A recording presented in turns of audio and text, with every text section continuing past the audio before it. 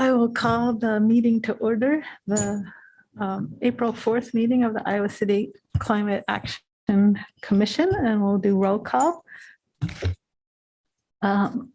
Michael Einan Lynch. Here. John Fraser. Stratus, we know may be coming later. Ben Grimm. Clarity Guerra. Here. Megan Hill. Here. Casey Hutchinson. Here. Matt Krieger. Here. Jesse Leckban.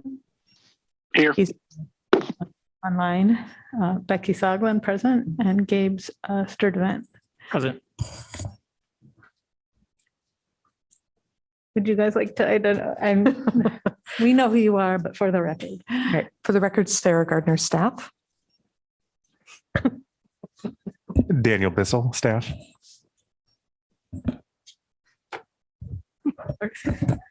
Jane Welch, staff. Thank you. So next is approval of the minutes from our meeting on March 7th, 2022. Were there any corrections to the minutes? So seeing none, is there a motion to approve the minutes of March 7th? Motion to approve the minutes of March 7th. Second? Second. 2 seconds. But I think Michael got in there first. So all in favor? Aye. Aye. Thank you. And I think a reminder, sir, when we first speak, should we say our name so everyone, the recorder has a little better chance of knowing who said what? Yeah, and not just the first time, just anytime you speak, you Okay. know, if you'd say your last name and then move or so second, that'd be helpful. Thank you. Item 4 is public comment of items not on the agenda. Are there any members of the public who would like to speak? If not, I might skip our longer paragraph about public comment. But is anyone here from the public? No. All right, we are just whipping through this agenda, which is, we'll get more time for all the important stuff. So item 5 is informational updates. All right, so the one and only action item from the last meeting was for the members of the Climate Action Commission to let staff know what your working group preferences were before this meeting. Thank you to those of you who wrote in, that was very helpful. And then there was a related action item for staff to assign those working groups. And we will be discussing that more under unfinished business later in the meeting. For climate action plan updates, then item 5B, in your agenda packet, you would have all received the summary of new updates to the climate action work plan.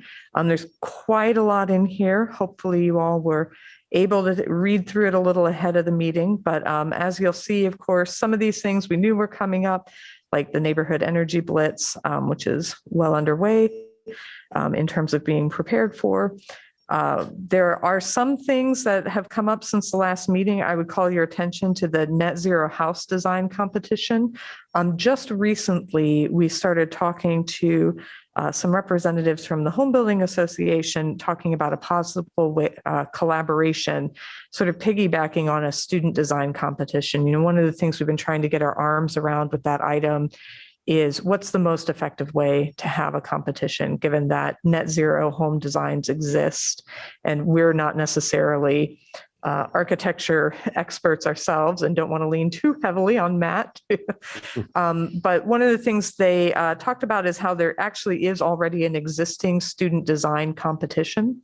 And we may be able to be involved by helping provide a location on a piece of city-owned property and supporting the students to build one of the winning designs, which would be quite interesting. So it's very early days in that discussion, but we will keep you up to date as the conversation proceeds. You'll see, I think, I think that's the big one I wanted to highlight under buildings. I did also want to mention that our building code inspectors, all of our building code inspectors now have begun the initial training for the certification process in energy code inspections. And they attended as a group an Iowa Energy Office seminar to help jumpstart that process. So there's some nice progress being made there. As you know, we've been hosting several speaking of meetings, which Jane has graciously been co-hosting with us. And so under transportation, you'll see that actually we've had a really big and ongoing response to the speaking of one, even though, Zoom fatigue exists. We had 68 participants listen in on that discussion. And I know from the emails that Jane and I have been getting after that, that the link to that is getting widely shared. We're getting a lot of great questions about it. Now, if only there were more EVs at the dealerships in the area to make good on that. The other thing I wanted to note, there are two other things under transportation in particular I wanted to call your attention to. The first is that City Council did just recently pass an ordinance to address the increased complaints of cars parked in bike lanes downtown. This is something that's increased pretty dramatically during the pandemic. Understandably so. A lot of the culprits seem to be sort of DoorDash folks picking up meals to get out. So what the ordinance does is it changes the way those violations are categorized to make them non-moving vehicle violations, which allows our parking staff to then issue tickets and not just the police. But of course, we are rolling out an initial awareness campaign ahead of that. There's actually some very cleverly designed windshield markers that'll go out. So people will get warnings before they get ticketed on that. And the hope is that by increasing that awareness and then ticketing a little more frequently, we may be able to move people out of those bike lanes and increase that access. The other thing I wanted to call your attention to in the transportation developments is that I want to actually give just a big pat on the back to Daniel, who has been working very closely with our MPO and transit staff to produce a zero emissions fleet transition plan for our transit staff. That is now a requirement in order to apply for future no-low emissions grants, which you may recall are the grant funds that we use to buy our 4 electric buses. There's a whole lot of money coming down from the feds to help with that, but there's also this new requirement that you have to have a fairly comprehensive plan about what you're going to do with your whole fleet. So our staff has been working very efficiently to try to get something pulled together, listening into webinars on guidance on how to do that, and then collaborating and pulling pieces from our climate action plan. This is where we're really aided from having an existing plan. So we hope to have that together so that we can then apply for the grant opportunities that will come available in May. And we also have begun discussing ways that we could use that transit emission plan or fleet, so many words, fleet transition plan for transit, piggyback off of it to create something larger for the city as a whole. One of the things that we've recently learned is the police department is very interested in transitioning their entire fleet to an electric fleet. So if we can start getting departments talking together, I think we'll be better able to address those needs. Quick question on that. Yes. Is there a way to also share the wealth and share that knowledge, examples with businesses locally too? So for instance, would it apply for them to understand what it looks like to have an electric vehicle fleet? I imagine there would be. I mean, I think we need to see what the plan looks like, but I can't imagine that it wouldn't be. Well, I mean, I say this as somebody who does not mind reading government reports. I think maybe what might be more effective, as I'm saying this, off the cuff, is to create like a summary report that we could share with businesses to show. One of the big arguments for creating a transition plan, incidentally, well, there are two main ones. And this is something we've been discussing quite a lot in our office in the last few months. One is that those plans effectively incorporate infrastructure concerns into the plan. So, it's not enough to just go out and buy these vehicles. You also need to be thinking ahead to what the infrastructure needs are. And if you can address infrastructure if you can group it together, so you're building out conduit for the next 10 years when you're building for the first 2 years, it's cheaper in the long run than doing that piecemeal, every 2 years or so, going back and trying to add on to it. So it gives you a more straightforward approach to that. But it also identifies upcoming opportunities for fleet managers that they may not be aware of. So that we can be thinking, instead of doing whenever we need to replace a vehicle, looking around and saying, is there an electric vehicle available for this? Guess not. Oh, well, and then passing on it. If we can be looking ahead and saying, this is what looks like it's going to be on the market in the next year, this is what's going to be on the market in the next 5 years, then you can begin planning your retirements around that so that you can more effectively capture those opportunities. So, yeah, great question. Okay. As usual, I talked way too much about it. All right, then for under waste, the big one I want to call your attention to there is that we are getting ready to launch as a food waste reduction campaign that's being done in collaboration with Table to Table. Is that correct, Jane? Launching April 27th. One of the great things you may not know about Jane is she has the most amazing calendar in her head of every climate-related holiday that comes up every year, and so is able to time this. And she's going to be speaking to us later about some outreach we've been doing with restaurants. But if you have questions about the food waste reduction initiative, I'm sure she would be willing to talk about that as well. And then for climate adaptation, I'm quite happy to report that our 4th cohort of climate ambassadors completed their training 2 weeks ago. Very exciting. Some of them have already signed up to participate in the Energy Blitz, which is great. And we look forward to bringing in our engagement specialists then to take up that program and think about how we can expand it or tweak it in the future. And then we did get a nice tree planting update in particular that I thought would be of interest to you. The city has entered into a contract to have 750 trees planted during the spring and summer of this year. Most of those trees are going to be going in the South District neighborhood. And most of those in the South District neighborhood are going to be planted along Langenberg Avenue and Russell Drive. So one thing I'd encourage you to do, if you haven't already, when you get home, is just go to Google Maps and look up those 2 streets, scroll in, and you'll see like the complete lack of trees along those streets and how getting these street trees planted is going to transform those sections of that neighborhood. So it's a wonderful, wonderful equity win for us on that level. And then in terms of sustainable lifestyle, our AmeriCorps team just this last weekend hosted an Earth Expo that featured a number of local sustainability focused organizations. We're so lucky to have Jane with us today. She also attended that event on Sunday and reports, I've heard from her and from the AmeriCorps team, that it went quite well, that they had just a steady stream of people coming through Terry True Blood Lodge at about the right rate you want to have meaningful conversations with the folks there. So I think over 100 attendees was the estimate I heard, which is really nice, and a nice way to kick off Earth Month for us. And then also Jane will be here talking a little later in the meeting about the Beyond Plastic initiative, which is that restaurant focused initiative that we've been talking about. So I will leave that to her to talk about. And then one thing of note as well that I was excited to hear about, we did in the previous month talk about Chaddock Green improvements. We've gotten a few more details on that.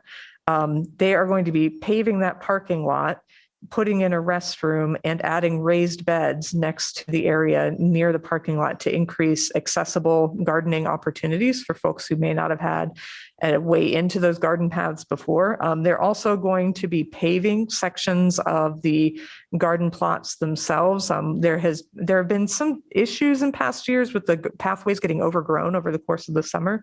So the idea is that by paving some of the main pathways within the garden plots, some of our residents who may still be able to get into the garden plots but may have struggled to navigate all the weeds will have an easier time getting to their garden plots as well.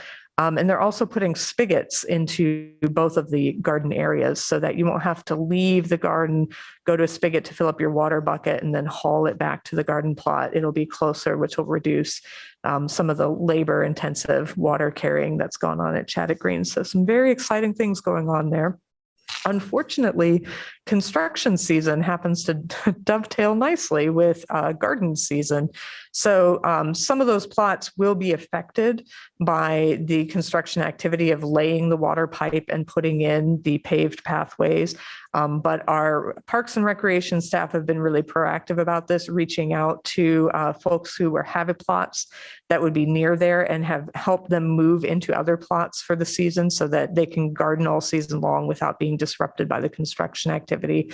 And I believe there's some discussion right now about those plots, filling them in with pollinator-friendly flower species for this season, and then reopening them for gardening use next season once the concrete has settled. So those are the big highlights. Obviously, there are many more on the list. I want to take a moment to pause and see if there are any that jumped out at you that you'd like to have questions answered about, or things that you'd like to hear about in more detail. And for our transcriber, we'll note that Stratus has joined the meeting. Hi, I'm Stratus. sure that this is something that's already been thought of, but when trees go in, I believe there's already a bit of an outreach effort about caring for those trees. Can you remind me what that process is? Yes, so for the Root for Trees program, when someone gets a voucher, they're given information about basic tree care. And in fact, our AmeriCorps team has been talking about developing complementary programming to help care for those trees. The 750 that'll be going in the South District neighborhood are street trees, which means they're owned by the city. And as part of the contract to plant them, because maintenance has been an ongoing issue, that contract comes with a 3-year maintenance plan. So the companies that's putting in the trees will help care for them. That is so cool. Yeah. Awesome. Any other questions? I had one about the parking regulations, and you've mentioned that they're going to be doing the oops windshield reminder, which is great. Can you also verify that they'll be doing that into the evening? That, because I don't know when the parking folks exactly work, so that anyone parking there later at night doesn't get a ticket without first having been warned, just out of fairness, I guess. So the question is, are we going to be issuing warnings to folks in the evening as well as during the day? Yeah. Oh, Yes, I believe so. okay. I think the plan is for the initial rollout, instead of ticketing anyone, they're just going to begin with warnings, no matter what the time of day is. And then eventually those warnings will give way to tickets.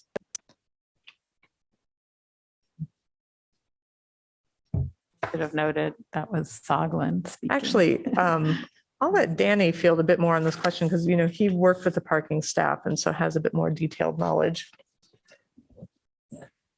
So to your point about evening enforcement, parking enforcement through the Transportation Services Department runs until 6 p.m. After that, the police department takes over. But the police department will also have those windshield warnings to hand out, I believe. We can confirm that. They're very cute. It almost makes you want to park in the lane just to get one. Sarah is entirely joking, right? That's not how that works. Bicycles are never on oops. We should have little cars that say oops. Good idea. That is sarcasm. Kara. Any other questions we can answer? I want to be sure to give you a moment to read since I know there's a lot there.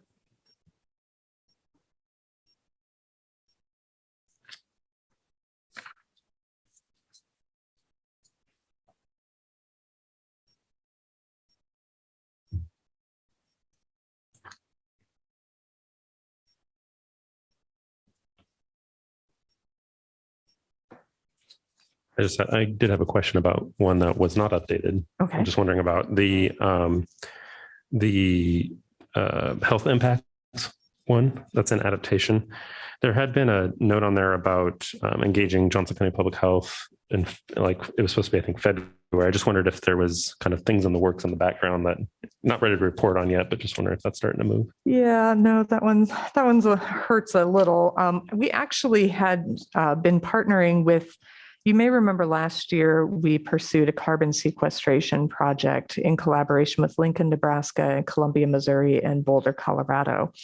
As a result of that activity, we were invited to collaborate again and apply to the National Oceanic Atmospheric Administration to apply for a heat mapping grant. And so we had been working closely with our public health folks. We were very excited about this opportunity. It would have involved, long story short, we didn't get the grant. But it would have involved recruiting community members to help us deploy sensors throughout the city on a one-day sort of, if you've ever been involved with a BioBlitz, it was sort of a similar setup where it's a one-day intensive data gathering exercise. And the main thrust of that, we do have some pretty good heat island data for the city, but the idea, of course, was to get everyday folks involved in gathering it because, of course, that amplifies the messaging, right? And so we had been working with Johnson County Public Health, who very graciously wrote an endorsement of the project and was going to work with us helping identify routes that we might follow. Daniel had a great idea to follow transit routes because, of course, we're thinking ahead to high heat days and, you know, where are the places where we might want to be thinking about increased bus shelters, for example, or making sure that people who are the most vulnerable getting to and from work have, you know, the resources to keep cool. We did not get the grant this year. We're in the process of getting some feedback about how we might apply again for it in the future. So that was sort of our big collaboration for the year. And because we didn't get the grant, we're having to regroup a little and think about what we're going to do. But just recently, related to the Teen Resilience Corps, we have reached out to Sam at the Public Health. That's right, Becky, right? Sam. Yeah, and actually I was going to tell you. Yeah. I was going to reach out to you if you hadn't given Oh, great. out to him. They have some kits that they handed out in collaboration with ASTIG Planning's resilience activities last year. And so there's a possibility that we may be able to incorporate those kits into the Teen Resilience Corps activity this summer. So a bit of a disappointment on that front. We can't win them all, but I think the conversations we had surrounding it were very helpful in sort of increasing those channels of communication. And we continue to look for ways that we can collaborate in the future. Thanks. I don't think I'm speaking out of turn this. So I had a conversation with Sam as part of my job on Friday, I think it was, and he is probably going to reach out to you again, Sarah, because they're looking at a potential survey, and I reminded him about your teen activity. So I may be in on the discussion with both of you if you have that. So a heads up. Great. We'll look forward to it.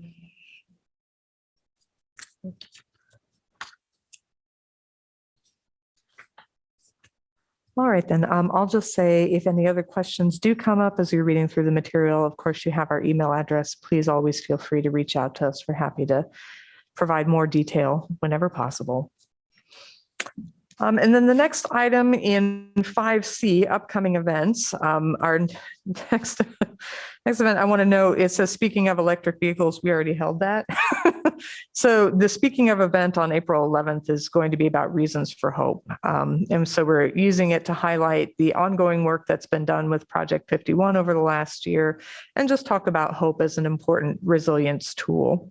The electric bus celebration, I do want to call your attention to that. We had an incorrect date on it. There were 2 dates that got bandied around for it, and we picked the wrong one to put in the memo.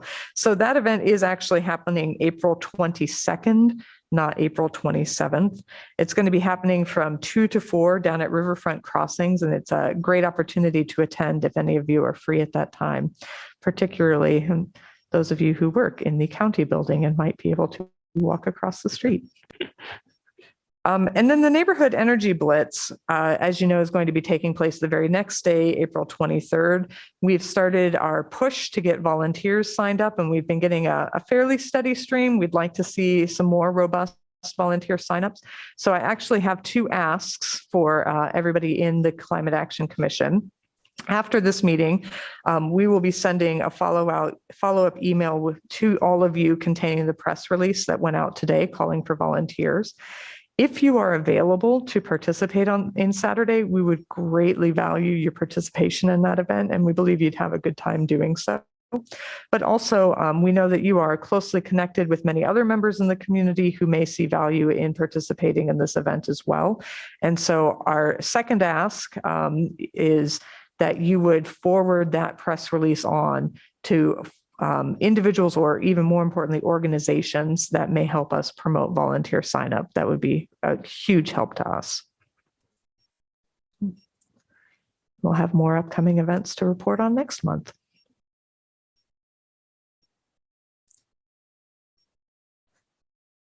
Questions for Sarah about these events?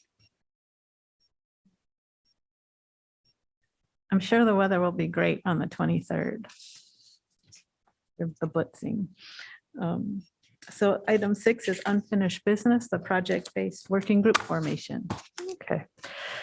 Casey, next to you, we have a stack of handouts. If you wouldn't mind grabbing those and passing them around.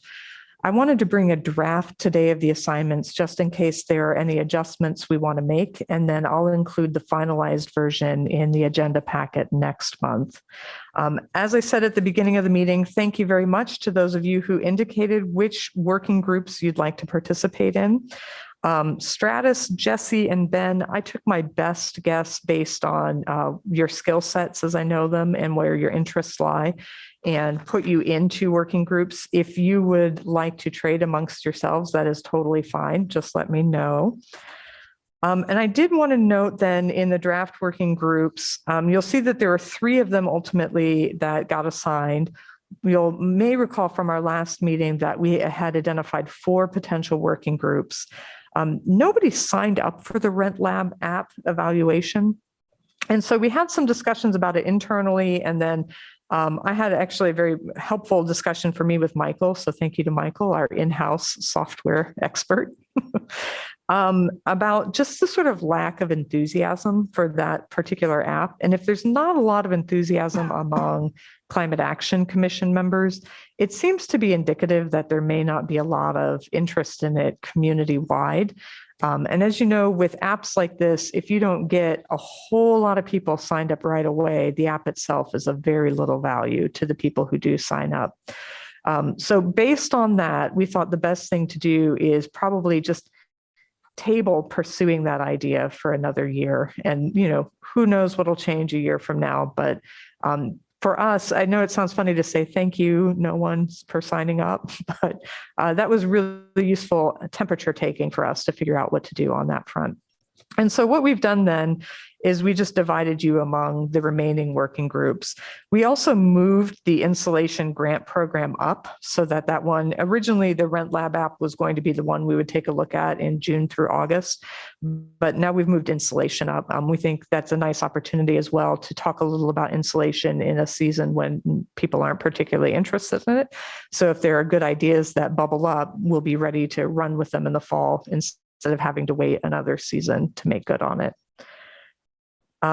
Those of you who then were assigned to the solar project prioritization, so Gabe, Becky, Matt, and Stratus, if you wouldn't mind staying after the conclusion of the meeting, we can talk about setting the first meeting date for later this month to get that project started.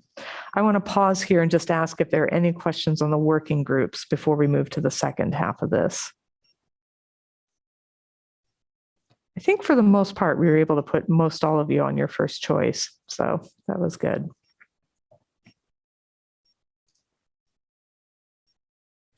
All right. So then the second half of this comes down, or is, as you'll recall, the outreach to community-based organizations and the administrative committee assignments.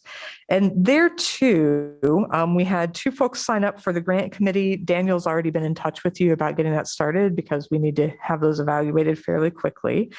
And then 2 folks signed up for the Film Fest committee. We'll be in touch later this summer, Gabe and Casey, to follow up on that. That'll be fun. And then we didn't have anybody sign up for the Climate Action at Work Awards Committee. And there too, you know, that's a program that, if I'm honest, has struggled a little in the last couple of years. And given the lack of enthusiasm in our group for it, I think may be indicative of sort of a larger trend within the community as a whole. So what we decided to do was not assign anyone to that committee. We've been having some discussions internally about ways we might retool that program. And so if we end up retooling it, or if we end up feeling like we need a committee, we'll come back and ask if there are two folks who'd like to volunteer. But for the meantime, we're not going to worry about it. We'll take that back on as staff and see where we can go with it. And then for the community-based organizations, I will say I was a little surprised that we didn't get more folks signing up to reach out to the CBOs.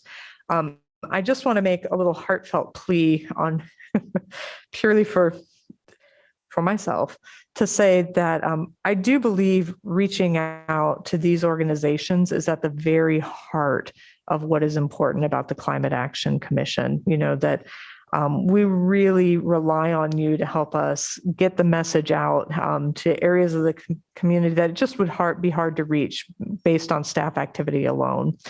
And so one of the things I want to make sure we do is ensure that everybody is comfortable or feels confident reaching out to these CBOs. And I wanted to just have a little discussion today about what kinds of tools can we provide you as you're thinking about going out to these groups that would be helpful. Would you like us, for example, to prepare a slide deck that you could customize for a presentation? Would you like to have a flyer printed up that you could take with you? Would you like to have a staff member go along, anything like that? I want to just sort of open the floor to ask for those kinds of suggestions, or ones that you may think of as you're on your own, so that we can help prep you for those conversations.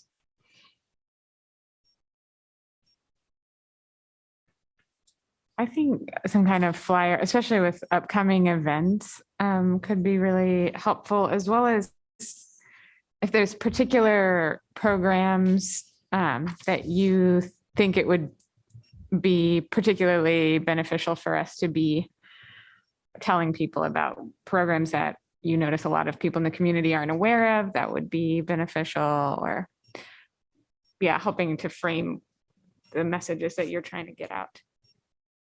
I'd just like to piggyback on what Michael said at the second part, especially of if we're somewhat consistent, and maybe every 3 or 4 months, you kind of update our spiel, the basics, and then we can then on our own kind of tailor it to the group. I think for now, like I personally I don't think I'd want to do a PowerPoint. I don't know what you were thinking of that, just because there's a lot of PowerPoints already.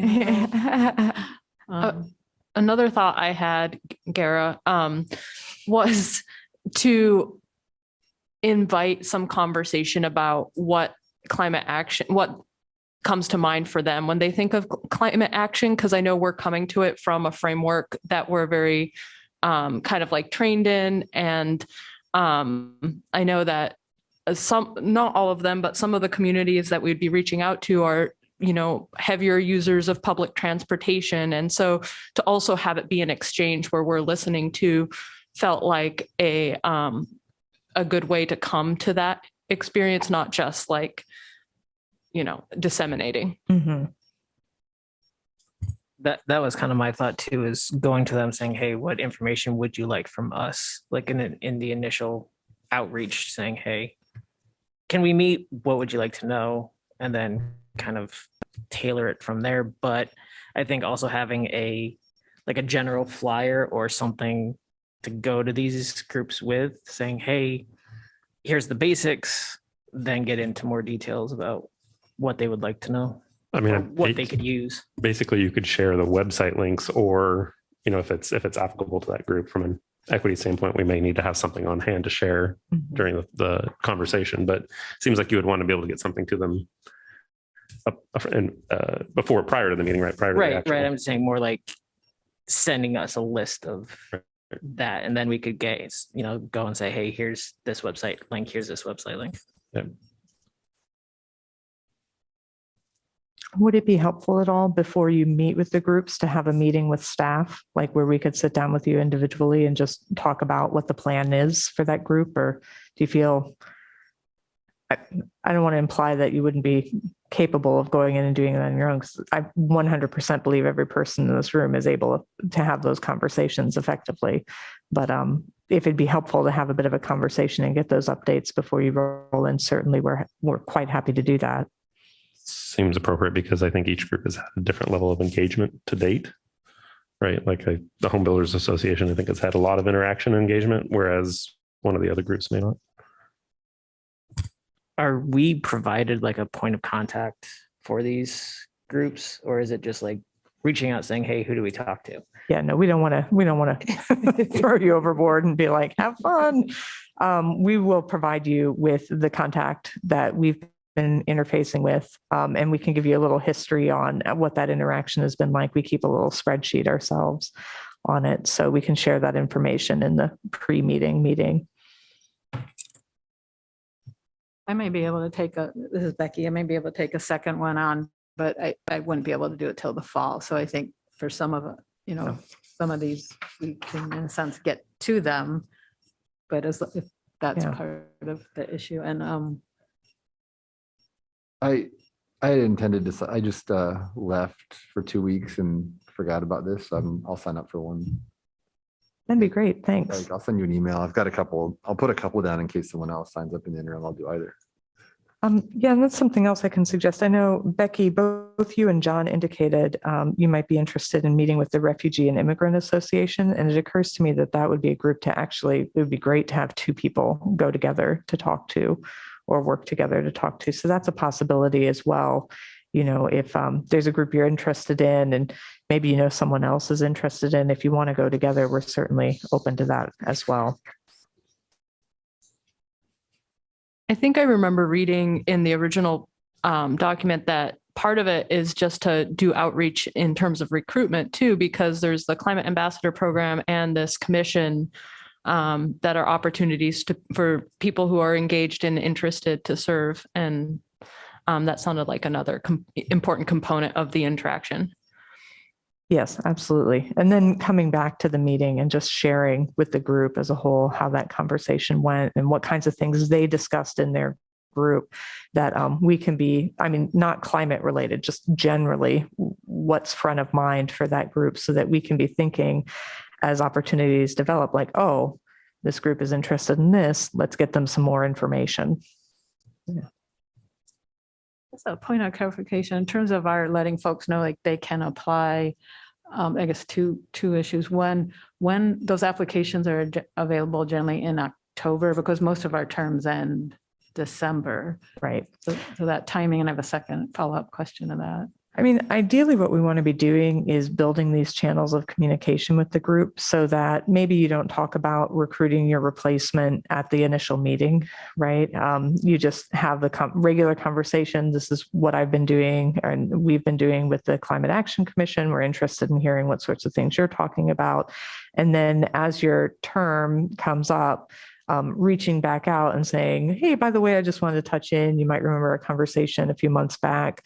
My term is getting ready to end, or we have some openings that are coming up in the commission. It'd be great if members of your organization who are interested in these issues might want to apply. And I'd be happy to talk to anybody who is and tell you what's been involved with for me as a commission member, that it's an hour and a half a month and you get to hang out with cool people. Related to that, so are we term limited? I wasn't quite clear because we have had some members. The commission kind of shifted. It was one thing first and then another. Yeah. I didn't know it's not. I don't. That's kind of glance in our bylaws whether we have something about that or because what if somebody wants to have another term? Because right. Well, 3 years is sort of long on the one hand. On the other hand, sometimes it takes the first year just to get going. I need to double check on this, but I believe in the bylaws you can serve 2 consecutive terms. Mm-hmm. And maybe that's just for another time to make sure we're clear on that. Yeah. I want to be perfectly clear. We're not trying to shove anybody out the door and be like, you need to find someone to show up in your place, right? Like, we are very happy to have you as long as you are happy to serve. But if we think ahead to the future of the commission, and particularly some of our goals about diversifying representation around the table, that takes time. And so we need to be building toward that now for when those openings come up in the years ahead. And you're right, it's in there you can have 2 3-year terms. And I assume there's an adjustment for somebody if they have stepped in and they're only filling a partial term. The Teddy Roosevelt clause. Okay, great. I mean, I will say when we first launched the climate action plan, the original, just the main plan, we kind of test ran a way of doing this, which was meeting with Oatnall, just having an open forum presentation. And we did do a PowerPoint of that because it was just sort of initially getting out into the community. And then we spent the second half of it just having a conversation about, what are the barriers that you see? What are the opportunities that we should be thinking about, as we work towards implementation of the plan? Now that we're much farther along and there's lots of things going on, there's lots of things to talk about too. So it is, I think, good to, if we just have sort of a level setting basis of understanding, like here are the 5 areas, we're doing a whole bunch of different kind of unique things, but, what are the, what do you think is most important to you, your organization, and then barriers and opportunities again? It'd be good to understand that. We can bring that back. It occurs to me too, one possibility rather than reinvent the wheel and try to come up with a separate flyer is we could be printing out copies of our annual report and just taking that along, which shows the kind of progress that's being made in the city and some of the projects that have succeeded so far. I think when you look at the annual report, it does a nice job of talking about like where the priorities are and what the projects have been for the last year. I know that was in our December meeting packet. I'll make a note to myself to include it in the May packet as well, so that we could take a look at it and see if we think that might be adequate for these needs, or if we want to tweak it in some ways for these purposes. Yeah, I'd hate to overwhelm anyone.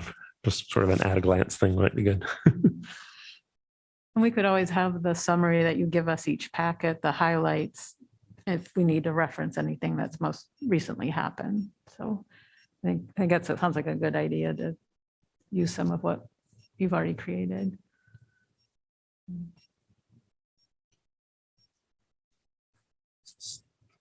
All right, then to recap, it sounds like what we're talking about is some sort of print material, whether that's the flyer or the annual report to bring along if you're attending an in-person meeting, contact information and a bit of history about our interactions with the group so far, and setting up a pre-meeting with staff. And I'll just say, if some of you have signed up for these groups and you're raring to go, you really want to reach out in the next month or so, feel free to just reach out to us directly and say you're ready to go. You'd like to have that conversation, and we'll get it scheduled.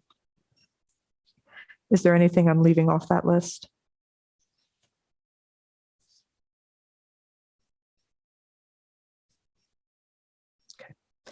Well, hopefully you feel inspired. And if anybody would like to sign up for a second group, or even after you reach out to your first one, you're like, that went great, I'd love to do another. Do be in touch. We're happy to, we need all the help we can get. So it's great. We'll move on to item 7 then, which is new business, and that's beyond plastic. I'm not quite sure how to say the IC part. Plastic. Beyond. All right. With Jane Welch. So this is an informational update. I'm sure, or you can swap with me if you'd like.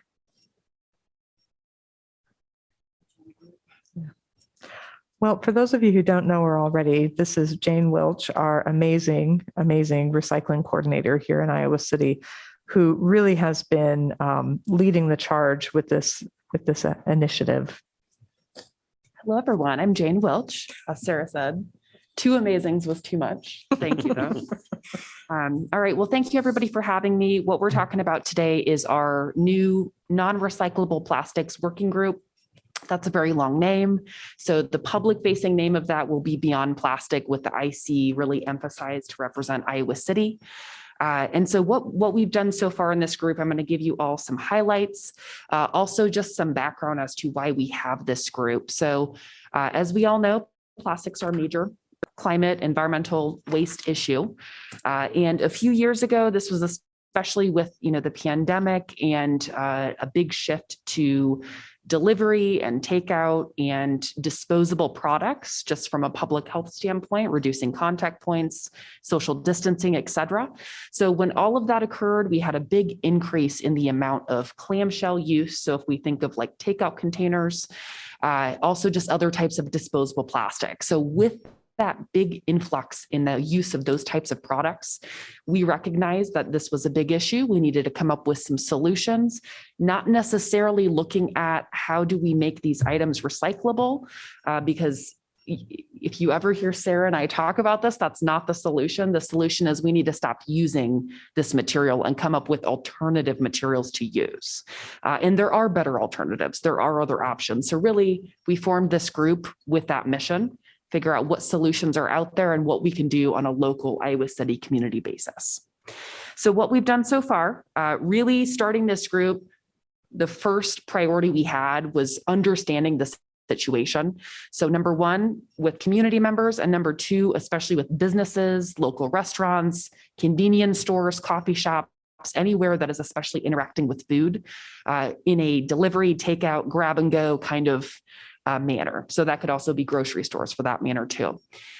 So really trying to gather the research, understand the situation, understand community member preferences. What we started with that was the community member takeout meal container survey, which I believe Sarah included in the packet. That one is completed at this point. So I do have the results in front of me. And in general, we've not shared this with the public yet. So we've not put that final, the pie charts and the statistics and percentages out there. What I can tell you though, in terms of some major results, we did look at, as you all know, we looked at a few different types of materials and asking community members, what is your preference? What do you like your food to come in? Is it paper, cardboard, compostable? Is it the hard plastic clamshell, styrofoam, or metal trays? Those are usually the four big categories. So we asked, what do you prefer, right? Styrofoam is definitely not popular in our community, which is great. That's what we want to hear, right? That's a preference that we want because that's a material that's not sustainable. We want to move away from that. So that definitely shows in community member preference, which is great. The most popular by far was paper, cardboard, clamshell, which I'm sure is not that surprising. The hard plastic clamshell was kind of in the middle. A lot of people not liking it or not really having an opinion. Some people liking it. Metal trays were also somewhat in the middle. But again, the most popular was paper. The least popular was styrofoam. We also looked at preferences on, are you more or less likely to be a customer at a restaurant if they offer sustainable materials or not? In general, the question of are you more likely if they're offering sustainable containers was very well received. So a high majority said, yes, I am more likely. It shifts, it gets interesting with that other question of are you less likely? It's kind of a split again. See if there's anything else that I want to mention from this. We also within this survey asked about access to recycling and composting programs. So, as we're looking at these different options of materials, if we were to shift towards offering incentives and programs for paper and cardboard clamshell type of material, we have to make sure that there's programs in place that can properly handle that to get the best use out of it. Meaning if it's a compostable container, we don't want it ending up in a trash can. So making sure those facilities are in place. The majority of the survey takers have access to composting. A good majority, about 70%, have access to composting. And again, the survey takers, this is about 1,400 different individuals taking this survey, so a very good sample size. We also asked about some other routes here. So this is again looking at our working group, not quite knowing what the perfect solution is yet. Again, trying to gather the data, gather the information. So we threw out a lot of possibilities in this survey. One of which being, would you be willing to pay a small fee to get a more sustainable takeout container? Another one being, would you be interested in washable, reusable containers? Also, are you interested in bringing your own container and just, packaging up your food at the table? So all these different angles. And really, I think overall, a good response in terms of support for a fee, kind of mixed results for a washable, reusable system. Obviously, this survey came out last year, right in the middle of the pandemic. So I think that's understandable why we had a result like that. But it does seem like there is definitely support for programs like this.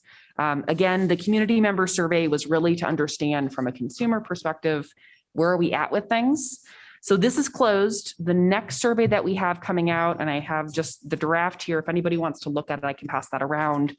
But we've got our business input survey. So this is almost finalized. We're working through just a few draft questions that we may be adding to it. And then we're ready to send this out to our restaurant contacts. But this is really meant to be a partnership with restaurants. We are not at all saying that anybody's doing anything wrong. It has been a really tough 2 years. And I think businesses have done a great job through the pandemic. It's been a tough time. So we want to emphasize that this is a partnership where we want to support our local businesses and learn more. Where are you at? What are you currently using for materials, whether it's takeout containers, to-go cups, plastic bags, plastic straws, kind of the whole realm of what are we concerned of with plastics right now, learning what they're using and how we can help. What are the barriers to using more sustainable materials? Would you be interested in partnering on a pilot program or other programs offered as a partnership with the city? Again, gauging that temperature with local businesses. So that's going to be sent. We're hopefully, I'm aiming for next week to send that out to restaurants. So gathering that data, a few other things we have before the pandemic and a little bit as we've entered the pandemic, looked into that option of reusable, washable containers where it's kind of like a deposit program. You get one at a restaurant and you return it and you're kind of bought into that system, right? We have looked into that. Obviously, the pandemic has made that very difficult to implement a system like that. We have checked with Johnson County Public Health and it is feasible. Within a few parameters, it is a system that we could feasibly implement within Iowa City, which is great news. So at some point, maybe moving towards a system like that, we're looking into that as a possibility. And then of course, looking into also, the economical and financial end of this with businesses. There's a bottom line, as we know, and sometimes they may be purchasing a certain material because it's the most inexpensive.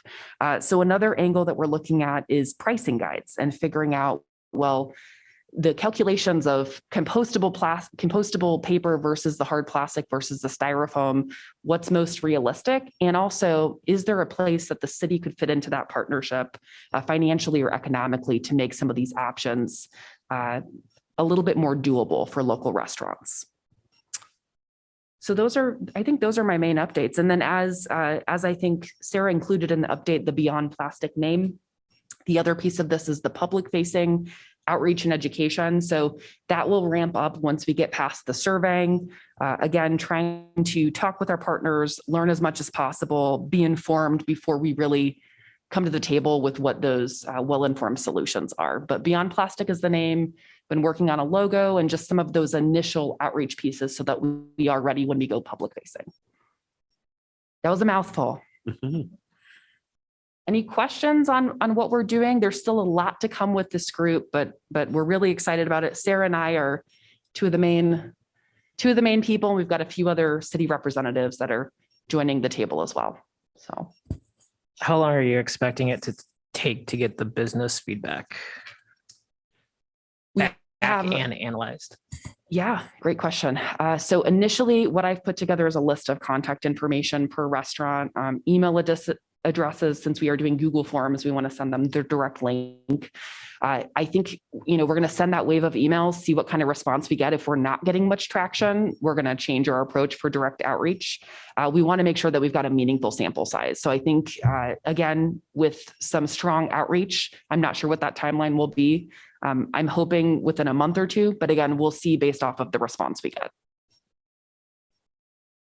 It's got to be purely a perceived cost issue on the part of businesses, right? For not adopting. I guess you can get feedback, but that's the perceived barriers, that it's cheaper to put out expanded polystyrene versus a container that's biodegradable, right? And so are we armed with, when they come back with a response, figuring out, are we just asking them to absorb more cost because they might do more business if they do? Like, that it'll come out. What other canned arguments that have been made in other cities that have pursued this and then convinced businesses to penalize themselves financially, I guess, because it makes sense. Like, if I get 5 more customers, right, that extra couple cents on a container doesn't mean much. And sort of those arguments that are out there, do they exist or we have to make them? I think there's certainly some arguments for the reusable end of that, but in terms of the disposable, again, something that's more environmentally friendly and sustainable, like a paper or cardboard clamshell, the different approaches that we've looked at with that, of course, one of the questions we're asking is to businesses, do you currently have a small fee for a more sustainable container, or would you be willing to participate in something like that? So one way for them to offset it within, the bill that the customer's receiving. Also, though, some other options we've looked at, something like whether it's a subsidy or a rebate type of program for them to be able to purchase, but also not incur that huge influx in cost if there is such. But that's honestly, Stratus, that's one of the reasons too that we're looking at those pricing guides. What we're finding with some of the pricing guides is that the compostable ones are not that much more in terms of cost. However, the issue is you have to buy them in a much larger quantity, and a lot of restaurants just don't have the storage for that. So if they're buying it in, a smaller quantity, yeah, they're going to be incurring that higher cost. So something like that, maybe it's not necessarily cost, maybe it's more so storage. And is that the partnership that the city can offer? That's awesome. Yeah. So again, I don't have the perfect answer yet. That's really why we're doing the surveying, but hopefully this will yield some good results where we can come up with some solutions that are most impactful. Yeah. It would be interesting too to see, I don't know, obviously the Iowa City probably doesn't want to take this on, but if you get a good network of businesses, to ask them to send to like Grubhub or, a lot of these different online ordering apps, and have them add a button that says, I'd like a compostable container, and then it pops up, this will add X to your bill. To start to get that momentum so that it's in the digital world, it's available to say, do you want to add 5 cents and get a container that's, sustainable? Yeah. So people I could click that, right? I'm not trying to steer your thing, but that's something that I think about often is why don't all these apps that are Silicon Valley tech apps add that one little button? It'd make them look good. And it would also induce people like me 100% of the time. I would never pass up taking a polystyrene option.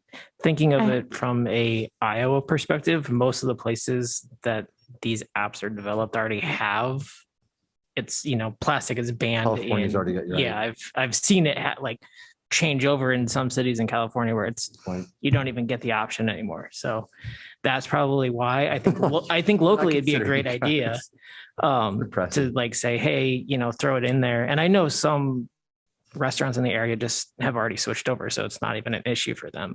But yeah, I think you have a good point in saying, hey, add 10, 15 cents to my bill to offset that cost. Then that could potentially be, if we look at it on a local level, maybe that's a CHOMP addition that we could add to our local delivery service.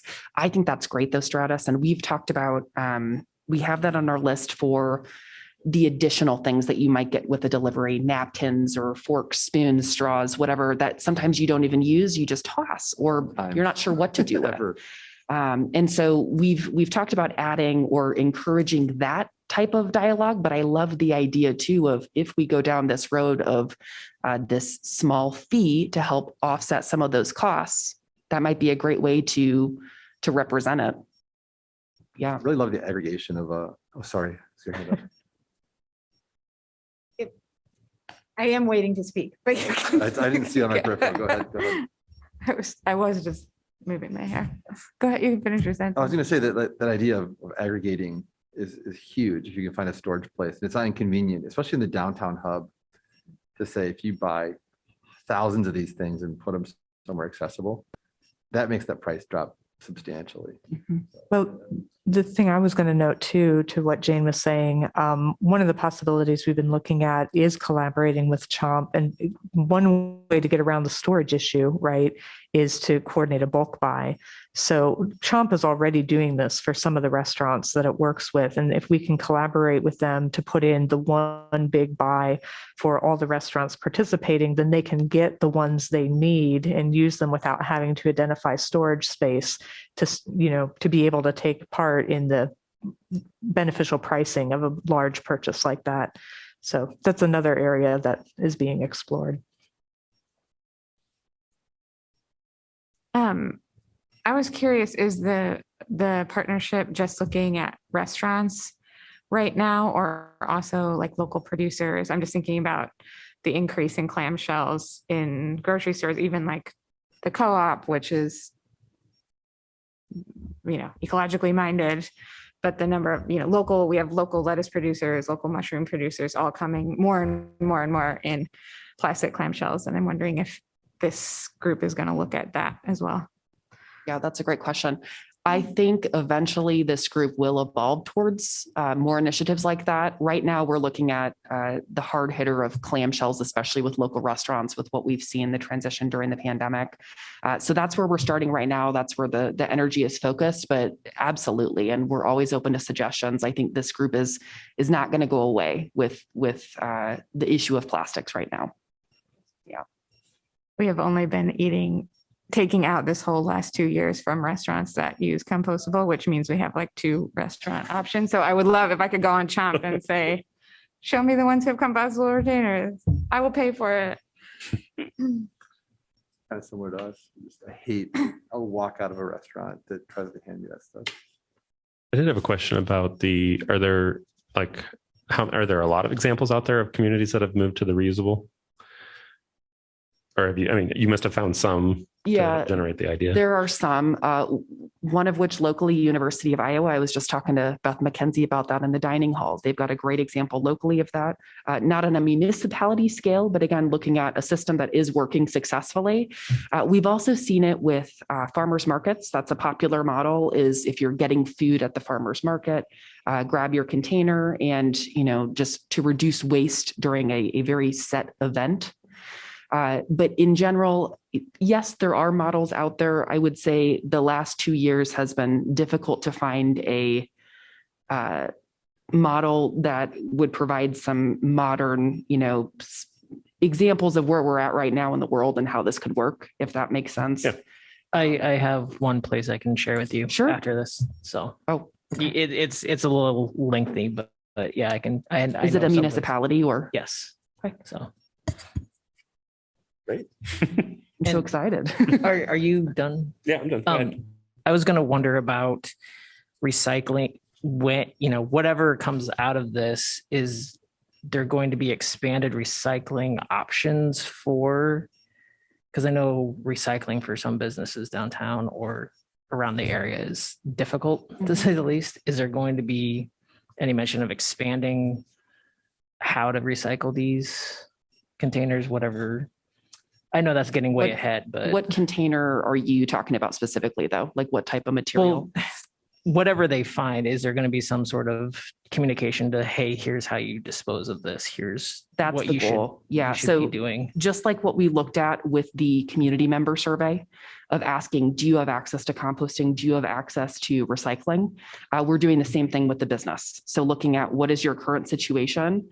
On the other, I guess, another program that we're working on right now too with Table to Table, as Sarah mentioned, is a food waste reduction education campaign. The other piece of that, though, is actually a pilot program in which we're trying out a piece of technology that helps to recycle food waste. It reduces it down in volume. So what ends up as the output is a lot less than what goes in. And that is the reason we're looking at this piece of technology, is because our compost facility is currently at capacity. So it's a solution that can work as we're working on that site study at the landfill to expand the compost facility. But we're looking at this in particular from a drop-off model. So currently we don't have drop-off locations for compost apart from out at the landfill. The reason being, if we think of organic waste sitting in a bin, unmanned, a 90-degree day in the summer in Iowa, we can see that there might be some concerns and issues, especially if there's contamination in that bin. Then that's a whole level, another level of concern.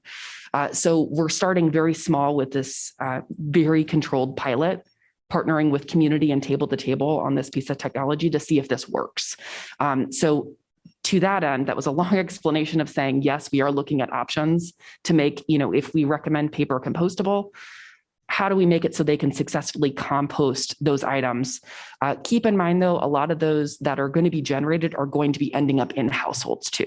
That's the other thing is, they're leaving the restaurant, they're going to a household. So a lot of what we're looking at too is the focus of how can the household properly dispose of it because they're going to be the ones ending up with disposing of that material and what they do with it.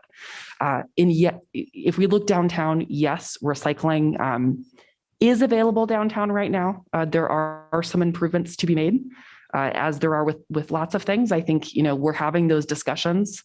And then drop-off locations, of course, businesses can use those as well. They do have to drive the materials themselves, but there's no cost to use those. So a few options, the downtown on-site recycling though, like in the alleyways behind businesses, it's available. But again, we're working on some improvements in terms of the outreach, signage, et cetera. Yeah, that was kind of my concern, is businesses communicating to people, hey, here's your new stuff. Here's how you dispose, because, we can tell the community what to do as much as we want, but I think it's going to be part of the businesses saying, hey, here's how you recycle this new item that we're. And we can definitely assist with that too. We've Yeah. got all the outreach and education that we can offer restaurants, and, no cost. We can certainly get that to them. I think that would help the restaurant come into this a little bit more, because, like you were saying, it's a cost issue, but it's also, are people just going to be dumping, dumping stuff on their doorstep that they don't know what to do with? So. Mhm. Jen, I know you didn't emphasize this, but as a percentage of the waste stream, this is relatively small, but I think why this is so important is because it impacts how people think about their consumption, right? If you're seeing only recyclable clamshells, that to me fundamentally changes. I've always looked at how can you get people to understand and personally start to take action on what you consume and what goes in the trash and things. So that's something that almost everybody does once a week or is going to encounter. And if they're encountering that thing, the messaging accompanying it, I don't know how you get businesses to say that, but to champion and support and say, here's why you're seeing this change, and not just let it be. If it's invisible, it's a lost opportunity, but so that emphasizing that this is an intentional change and here's why it matters and here's why we're committed as a business to this, and that could have a huge impact on like the messaging that's so hard to get to people with, because it meets everybody practically in the city. I mean, we don't eat out as much anymore because we have little kids, so we could get home, but also the pandemic. But I think people are eating out, and that could be amazing. Yeah. And Stratus, I'm glad you mentioned that too. One of the questions we had in the community survey was how many times do you eat out a week? And we had, I think, less than 1 to 3 for, different categories. So arguably we could calculate that quantity of, well, what does that equate to in terms of container waste and disposable items? It becomes pretty impactful, especially for those that check the box that they're eating out 5 or more times a week. Right. That's 5 nights. Yeah.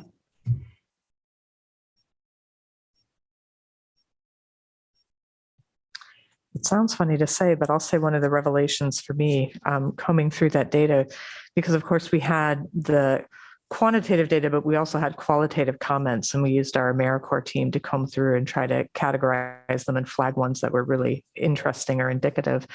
And I think it speaks to like how long maybe I've spent in a green mindset that I was like, great, you can bring your own solution identified, right? And a lot of the comments we got ended up being about the convenience of getting takeout. And like, if you're getting takeout, you're doing it for the convenience factor. And part of the convenience is not doing dishes that night. And so having a reusable container actually ended up being a less attractive prospect for a lot of the people who were taking the survey.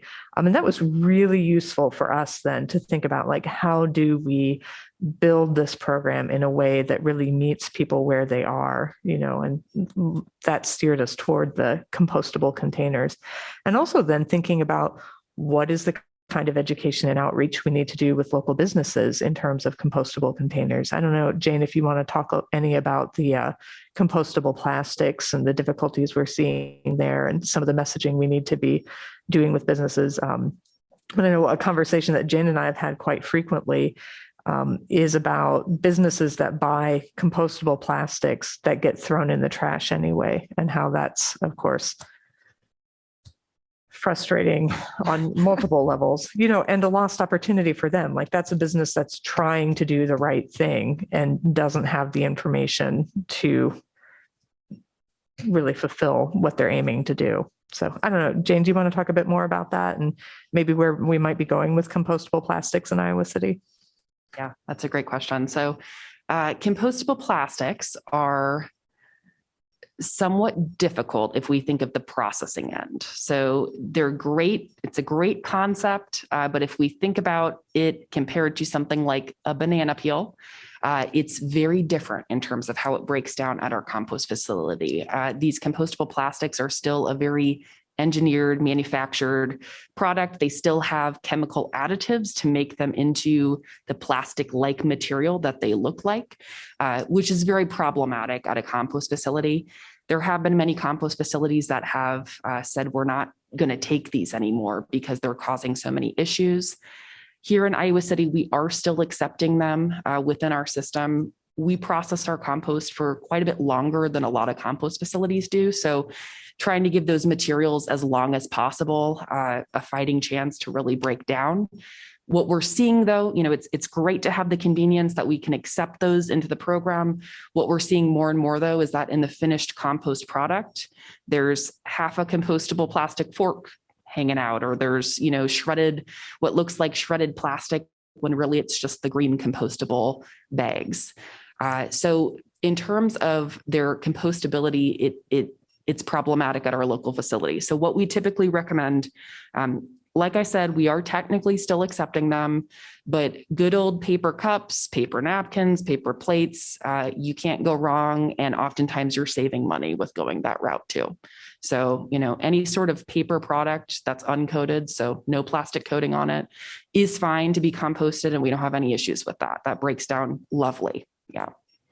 Yeah, that's kind of a story at the University of Iowa also, is that the C-stores, you could spend a lot more money getting compostable stuff. And as soon as the student walks out, you've lost control of how they dispose of it. So you've paid a premium for something that goes to the landfill. Sure. But even when it does end up in the right system.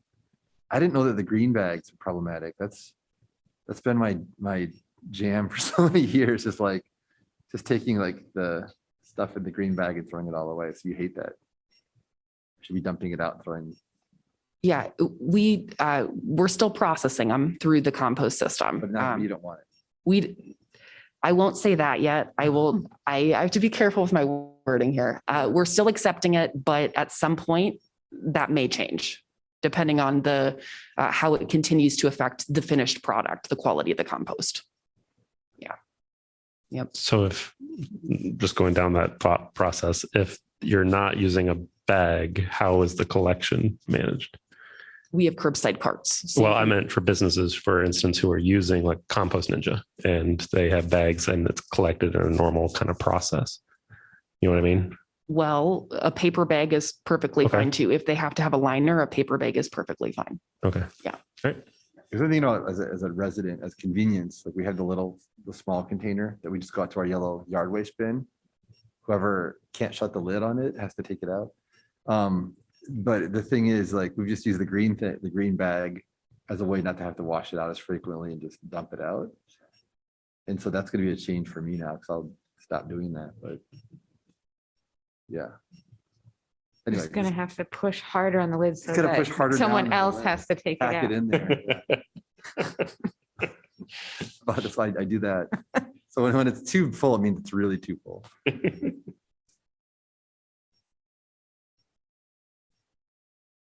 Well, thank you for doing the program. Yeah. Thank you. Any other questions? Do you have containers in mind that you can, like, if restaurants come to you and say, hey, what are you looking at before I sign up for this? Do you have like a set list in mind to provide to them, or are you still? We will. Okay. Yes. We're not to that step yet, but we will. Okay. We've learned so much. We've been combing through restaurant supply catalogs. It's very interesting. It is. It's the miscellaneous duties of our job, right, Sarah? Have you been test running them at your own homes then?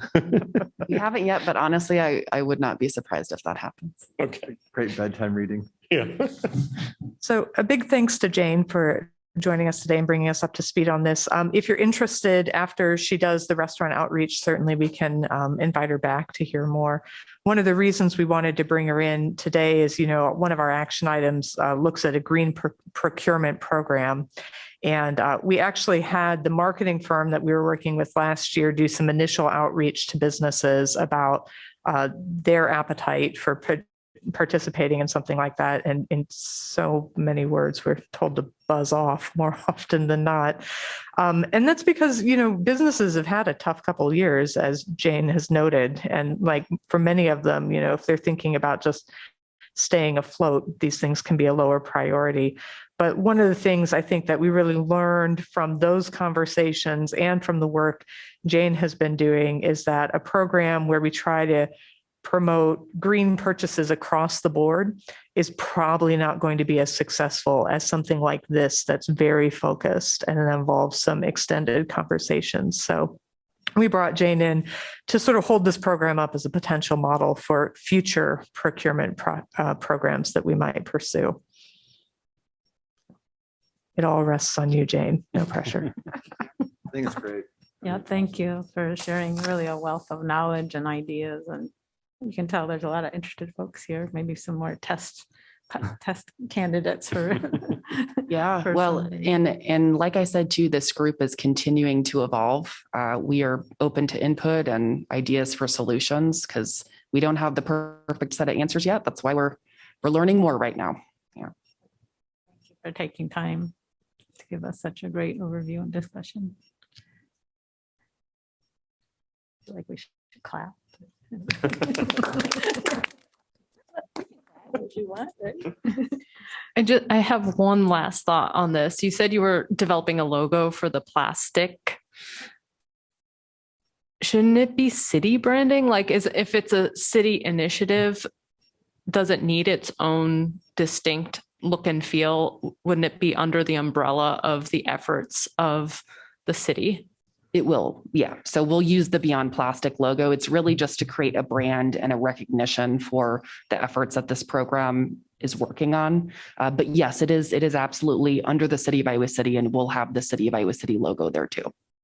If the city helps with a group buy, should we put Goldie on the containers? I'll leave that up to Sarah. We are actually looking at a soft launch of Goldie this month and next, actually. We're looking to create some coloring sheets for upcoming public events as a way to start generating interest. So I think Goldie lives. I think having the mascot in this kind of like the educational outreach necessary for this, it would be a great use of Goldie. Thank you. That was a really good discussion we had on that. On garbage, but a quality discussion on garbage, on waste. All right. Better than a garbage discussion on so many other things.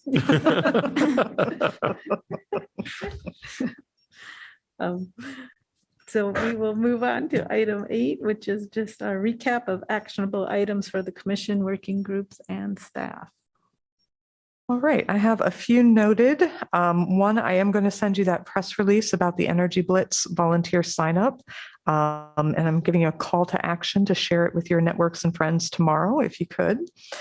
I'm going to add the annual report to the May packet so that you are able to take a glance at that again, and we can think about if that would serve or if we want something a little more catered for outreach to CBOs. I will meet with the solar prioritization working group to set a date for that group to meet and begin their work. And then one thing, we've had a request from our cable staff. There's not a good place to put this in the meeting, but the setup that we've been having on the floor actually takes up quite a bit of staff time and effort to get everything set up this way. And we're actually the only commission that meets with this configuration. They wanted me to ask if we would be open to moving back up to the city council seat. So having you seated up here. I know that there was some discussion in the past about not wanting to be perceived as hovering over the public.